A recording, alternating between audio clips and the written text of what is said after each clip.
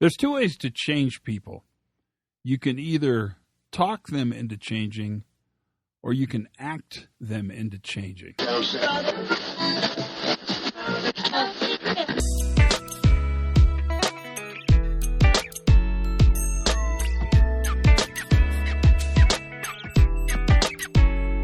Hey everybody, Todd Conklin, Pre-Accident Investigation.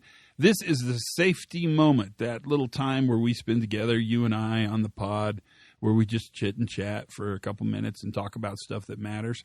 Today we're going to talk about a phenomenon in psychology called the self-fulfilling prophecy, which is interesting and sounds kind of woolly, but I think it's worth talking about for a safety moment at least. And that's the idea that if you believe you're going to suck, chances are pretty good you're going to suck. If you believe you're going to be great, chances are relatively good you're going to be great. Now, it's not hard and fast, and it doesn't always hold true. But what it does help us understand is that when we help leaders change the way they manage operations, which is what we do for a living, we help them build more resilient, robust operations that expect failure, and when the failure happens, has the capacity to manage the failure. That's our little elevator talk right there, in case you didn't hear it, right? Part of that is understanding that managers really manage two things: confidence and capacity.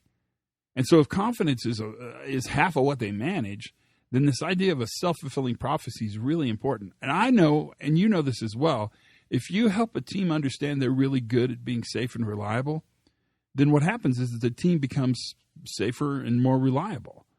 And that's the power of understanding self-fulfilling prophecy. But I started by saying there's two ways to make leaders change.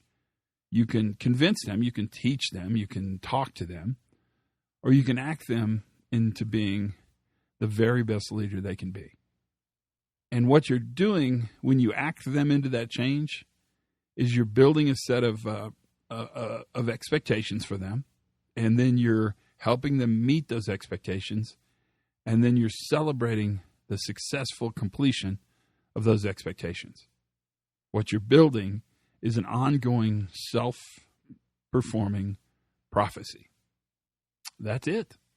That's what you do for a living, is you act managers into being better stewards, better leaders, better listeners, more humble and humility-filled, in actually leading high-risk organizations in the ability to do high-risk work safely, consistently, and resiliently.